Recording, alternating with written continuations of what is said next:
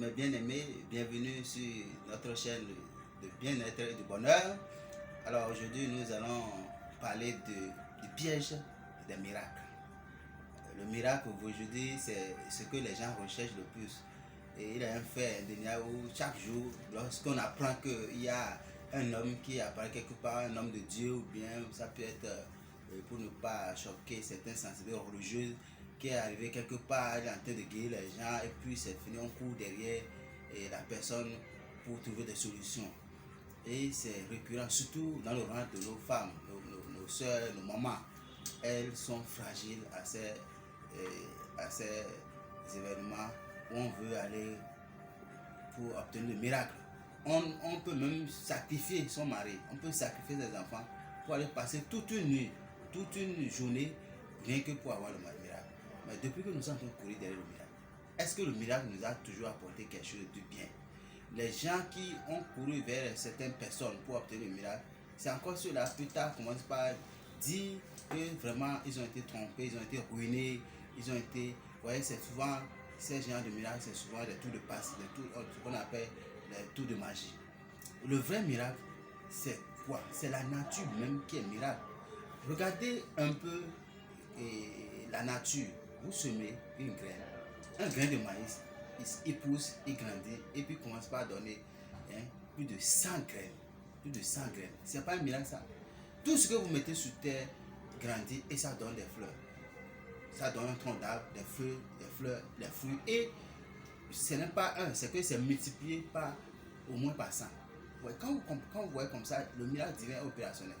Et l'aspect le plus écœurant et qui contient un piège, c'est ce qu'il faut évoquer. C'est aujourd'hui le phénomène avec les réseaux sociaux où on dit que tel mois, un mois béni, tel mois, 3 samedis, comment on appelle, 5 samedis, 5 dimanches, ou bien tel mois, 5 lundi, 5 mardi, et ça ne vient que une fois chaque 800 ans, chaque 900 ans.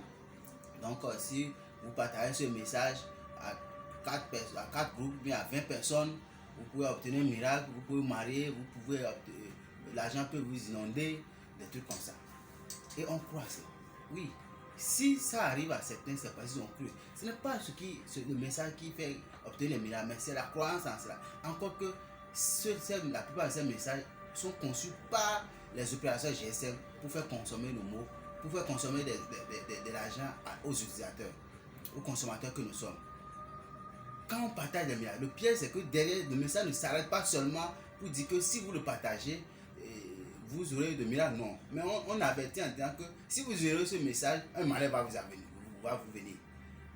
Un malheur. Je me rappelle quand j'étais au collège, c'est comme ça, j'ai reçu un message comme ça, qu'on m'a remis sur papier pour dire que la Vierge Marie a pleuré quelque part. Il faut faire 20 copies de ce test, que c'est la fin du monde qui s'annonce, il y aura les catastrophes, ceux qui vont partager ce message, c'est ceux-là seulement qui seront sauvés.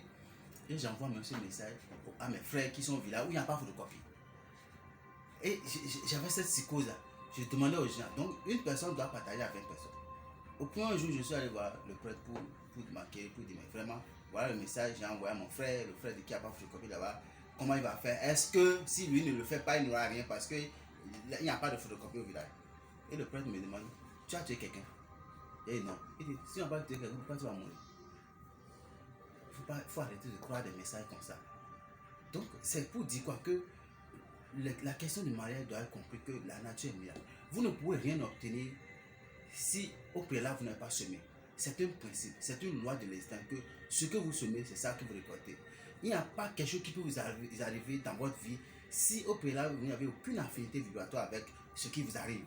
Ce que nous avons dans la vie, ce que nous rencontrons, les personnes que nous rencontrons, les situations, le boulot, le mari, la femme que nous avons, c'est parce qu'il y a une connotation vibratoire. Il y a une synchronité, c'est pourquoi nous sommes rencontrés. Sinon, on n'aurait rien à voir avec la personne.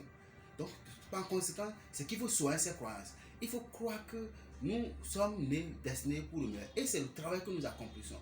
Si vous voulez devenir milliardaire ou bien millionnaire, commencez par faire les affaires. Il est clair que si vous investissez 100 francs ou bien 100 000, si vous y croyez, vous travaillez nuit et jour, cet argent va se multiplier. Vous serez dans 5 ans peut-être millionnaire. Et si vous continuez, vous serez un jour milliardaire. Mais on ne devient pas millionnaire de jour au lendemain.